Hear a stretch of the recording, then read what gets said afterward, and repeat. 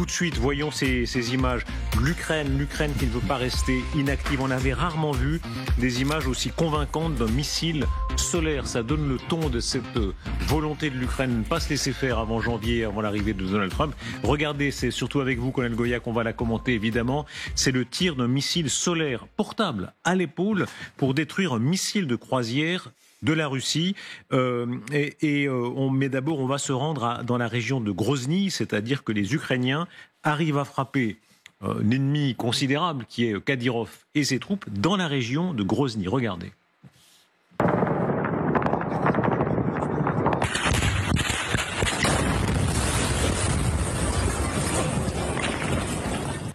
Voilà, expliquez-nous bien, Colonel Goya, ce qu'on voit ici, ça illustre vraiment ce qu'on est en train de vivre, c'est-à-dire il y a plein de vents contraires pour les Ukrainiens, on va le voir avec des déclarations de Trump qui ne leur sont pas très favorables, mais ils ne se laissent pas faire et on a l'illustration de ça. Qu'est-ce qui arrive très exactement là sur Grozny ?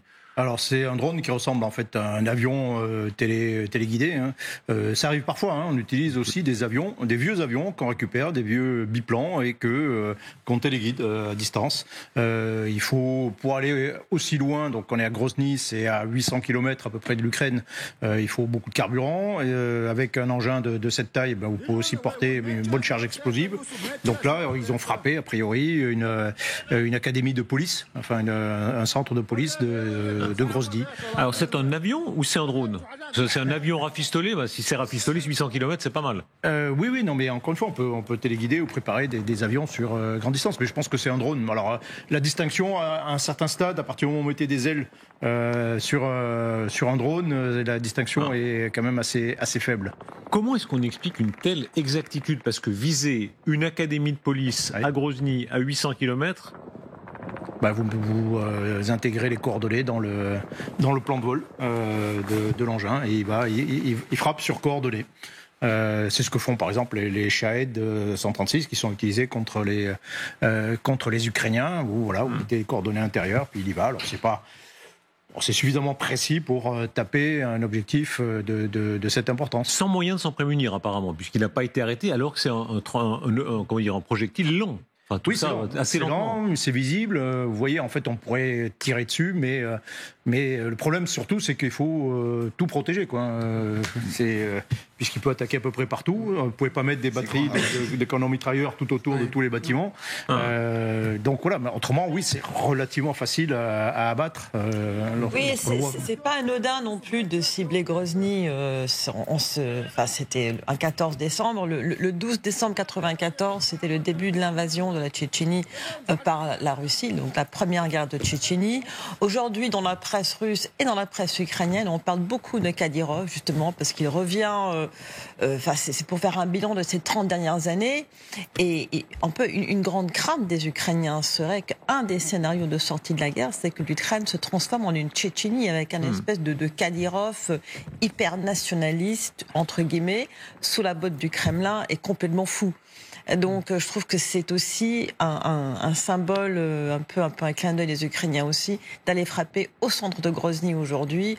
Il y a des images qui ont été filmées par les habitants de Grozny qui circulent sur les chaînes Telegram russes, et on voit vraiment ce petit avion qui arrive très lentement, comme l'a décrit Michel, et puis cette explosion en plein centre de la ville, c'est quand même assez fort. Je me demande si c'est pas passé par la Géorgie en fait. La Tchétchénie, c'est limitrophe de la Géorgie. C'est par la mer Noire, Géorgie. Alors, regardons bien la carte pour bien comprendre si on parle du trajet. Regardez, effectivement, ça part d'Ukraine, ça peut survoler la mer d'Azov, ça peut survoler effectivement la Géorgie. On peut passer par la Géorgie, oui, s'il peut ne pas être décelé. Oui, c'est possible. Je crois que c'est ça. Mais les Tchétchènes affirment en avoir abattu 2 ou 3, donc c'était pas le seul tir. Je trouve que l'apparence justement de la munition est très intéressante parce que ça a, et on le voit à l'image, l'apparence d'un petit biplace. Les gens peuvent se dire que c'est un satrape local en train de se faire plaisir avec un ami, un cousin, que sais-je, qui fait du vol basse altitude, qui est totalement interdit en milieu urbain, jusqu'à ce qu'ils se rendent compte que finalement ils commencent à voler vraiment très très bas. On entend à l'image quand même des tirs. Ils ont essayé celui-ci aussi de l'abattre. Et pour vous dire l'extrême précision, c'est vraiment pas n'importe quelle cible, puisqu'il s'agit de ce que j'ai pu lire, notamment dans le Kyiv Independent, d'une caserne qui abrite la police dédiée à la protection de Kadyrov lui-même, donc un régiment OMON, qui est le régiment de protection du satrape en chef, en l'occurrence Ramzan Kadyrov. Donc il y a une symbolique qui est extrêmement forte. Après, vous me direz, à quoi ça sert ? C'est toujours cette stratégie des mille entailles qui consiste à taper à droite à gauche le plus loin possible pour mettre sous pression psychologique toutes les personnes qui de près ou de loin soutiennent le Kremlin, et Dieu sait si Kadyrov en fait partie. Après, ce qui m'a un petit peu fait sourire, c'est la réaction justement du Kadyrov en personne, qui dit si c'est comme ça, je vais envoyer 84 000 hommes et directement sur la ligne de contact, sur la ligne de front. Et un missile. Ouais, je pense que si on touchait 1 euro pour chaque fois où Kadyrov a émis cette menace, je pense qu'il y aurait pas mal d'argent qui circulerait sur le... Regardez le Kadyrov, quand il recevait Vladimir Poutine, la cible, qu'est-ce qu'on peut dire de la cible, Elisabeth Shepard-Selam ? La capacité de surprise de l'Ukraine, qui montre qu'elle peut aller partout. D'aller partout et peut-être d'aller où on l'attend le moins, ce qui... a une valeur symbolique en même temps, je disais Samantha, mais aussi parce que on connaît le soutien de Kadyrov en hommes, peut-être pas les 80 000 qu'il a promis, mais il a quand même des hommes sur le terrain, comme on le sait. Donc, une valeur symbolique, mais aussi une valeur, j'ai envie de dire, psychologique, c'est-à-dire on peut vous taper où que vous soyez. C'est pas forcément Moscou, mais ça peut être à Grozny. Vous saurez pas, vous pourrez pas attendre, faire une liste et savoir exactement où on va taper la prochaine fois. Oui, on évoque souvent à juste titre la taille de la Russie comme étant un avantage compétitif, on dirait, dans une entreprise. C'est ce qu'on appelle la profondeur stratégique, c'est-à-dire que le pays est protégé par sa surface, mais il est aussi faible par cette taille, parce que il est impossible, même quand on a une économie de guerre aussi développée que celle de la Russie, de protéger efficacement tous les centres, surtout que celui-là était relativement inattendu. Effectivement, les services de protection de Kadyrov, on n'imagine pas que ce soit dans la liste des lieux privilégiés à défendre du côté de l'état-major russe. Voyez cette autre séquence. Cette fois, c'est cette séquence dont je vous parlais à l'instant, ce missile solaire Igla, je ne sais pas si vous connaissez ce modèle, en tout cas c'est comme ça qu'il est présenté, qui détruit un missile de croisière russe. Et ce qui est très impressionnant, c'est qu'il est tiré à l'épaule. Ça paraît un moyen tout à fait primitif, et on sait, pas seulement par cette image-là, que très souvent ça marche.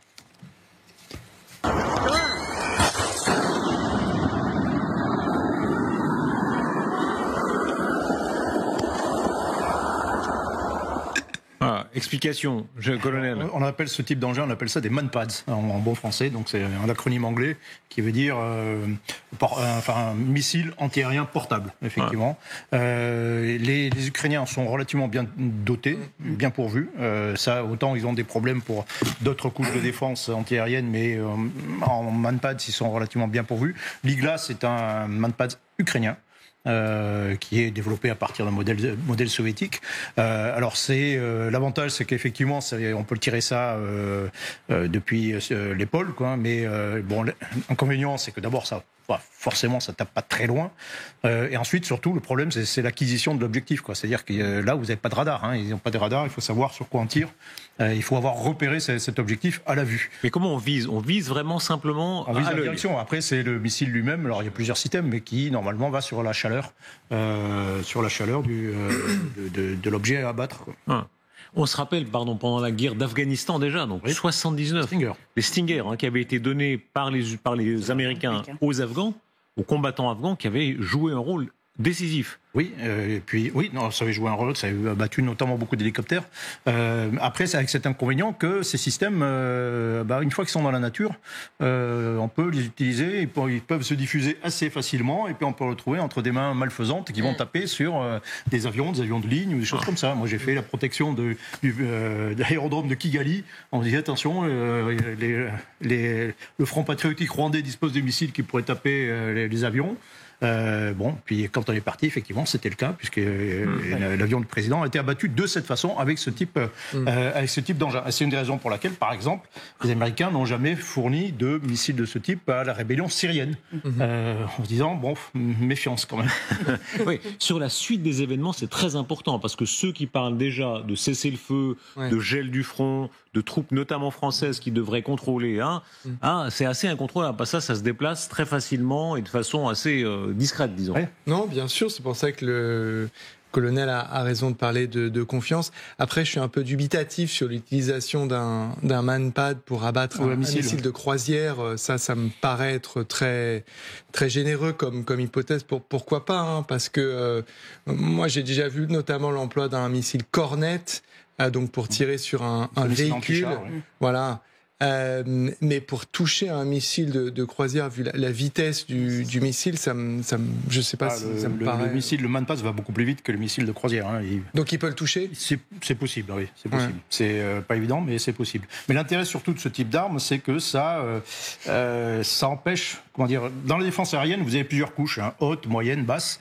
Les avions qui redoutent les couches hautes, les missiles patriotes ou autres, ils sont obligés d'aller bas, et quand ils vont le bas, ils rencontrent ce genre de projectiles. Donc ça pose beaucoup de problèmes, et ça permet au moins de protéger les combattants en première ligne contre les hélicoptères ou les avions d'attaque qui s'approcheraient un peu de trop près. Mais on peut les utiliser aussi, d'ailleurs, contre des drones, pour revenir au sujet précédent. C'est un peu retour à la case départ, parce qu'en l'occurrence, ça faisait partie des toutes premières armes qu'on a vues entre les mains des Ukrainiens en février 2022, et dont ils ont fait très bon usage, notamment contre les chars russes dès le début.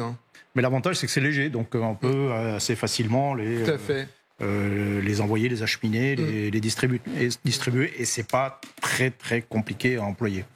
Les javelins, les Milan... Les Ukrainiens ne renoncent pas, ce qui est évidemment très frappant. On va voir d'autres images qui en témoignent. Alors les Russes ne sont pas en reste, on va le voir, mais on est à un moment où dans quelques jours, Trump va arriver, en janvier, où il y a un certain nombre de signaux qui ne sont pas favorables aux Ukrainiens, il faut le dire, mais ils montrent bien qu'ils ne se laisseront pas faire. Ils mettront leur prix aussi très haut.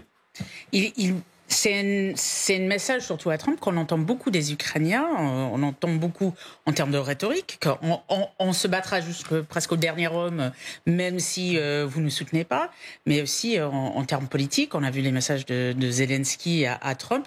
Effectivement, de l'autre côté, le message de Trump devient de plus en plus dur vis-à-vis des Ukrainiens, même si on entend quand même aux États-Unis le respect qu'ils peuvent avoir pour les Ukrainiens et pour Zelensky. Très clairement, les intérêts américains, en tout cas du point de vue de Trump, ne sont pas forcément les mêmes que les Ukrainiens.